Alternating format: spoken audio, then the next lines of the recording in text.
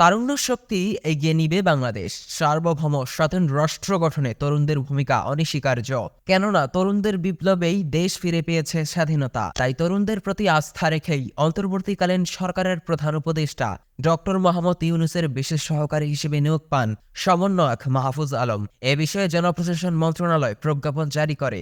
বৈষম্য বিরোধী ছাত্র আন্দোলনে সামনে না থাকলেও পেছন থেকে নেতৃত্ব দেবার মাস্টার মাইন্ড ছিলেন মাহফুজ আলম।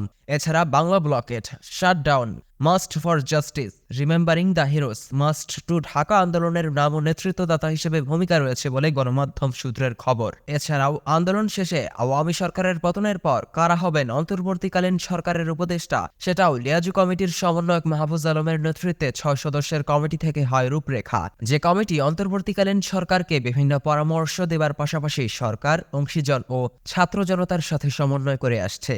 চলুন জেনে নেই বিশেষ সহকারী মাহফুজ আলমের পরিচয় সম্পর্কে বিস্তারিত। শুরুতেই জানাবো কে এই মাহফুজ আলম। মোহাম্মদ মাহফুজ আলম, তিনি ঢাকা বিশ্ববিদ্যালয়ের আইন বিভাগের 2015-16 শিক্ষাবর্ষের ছাত্র।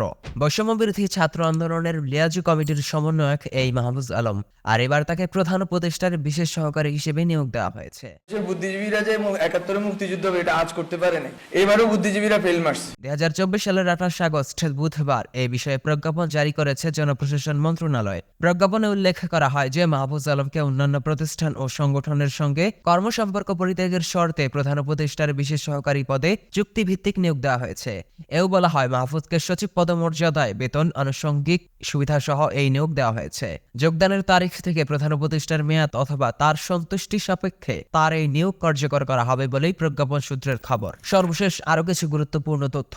ছাত্র জনতার গণ আন্দোলনের মুখে পড়ে আওয়ামী সরকারের পতন হয় 5 আগস্ট 2024। এরপর 8 আগস্ট 2024-এ নোবেলজয়ী অর্থনীতিবিদ ডক্টর মোহাম্মদ ইউনূসকে প্রধান করে গঠন করা হয় অন্তর্বর্তীকালীন সরকার। আর এই সরকারের উপদেষ্টা হিসেবে রয়েছেন বৈষম্য বিরোধী ছাত্র আন্দোলনের 2 সমন্বয়ক। তারা হলেন আসিফ মাহমুদ, সজীব ভুইয়া ও নাহিদ ইসলাম। যেটা বাংলাদেশের ইতিহাসে অন্যতম নজির গড়লেন তারা। দেশ বিদেশের সমসাময়িক ভিডিও নিয়মিত পেতে স্কিলএফির সাথেই থাকুন। আর অবশ্যই সবার আগে আমাদের সব ভিডিও দেখতে স্কিলএফি চ্যানেলটি এখনই সাবস্ক্রাইব করুন এবং পাশে থাকা বেল আইকনটিতে ক্লিক করতে ভুলবেন না।